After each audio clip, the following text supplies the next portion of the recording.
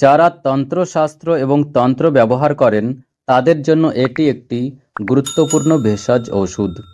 এটি সাধারণত মুদির দোকানে পাওয়া যায়, যারা রাশিচক্রের পাথর বিক্রি করে এবং যারা তান্ত্রিক আইটেম বিক্রি করে।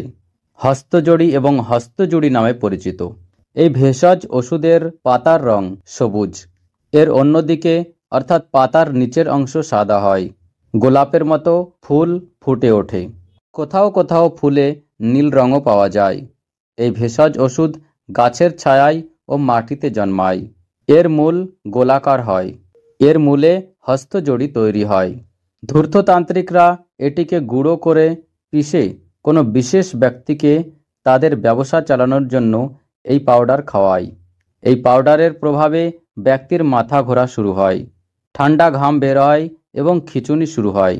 এ অবস্থাকে ভূত লেগেছে বলে ভণ্ডতান্ত্রিকরা তাদের ব্যবসা চালিয়ে তন্ত্রকে বদনাম করে। প্রস্রাব বন্ধ হওয়ার পর জল দিয়ে ঘষে নাভিতে এবং পুরো পেটে লেপ করে দিন। প্রস্রাব দ্রুত বের হয়ে যাবে। জন্ডিস নিরাময় করা কঠিন।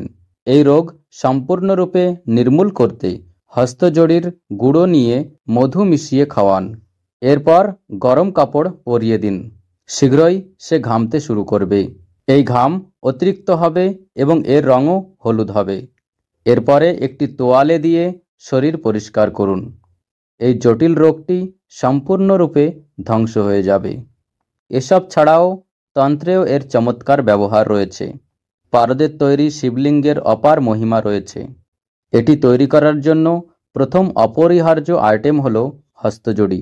খাঁটি পারদ খরলে রাখুন এবং হস্তজড়ির গুঁড়োও।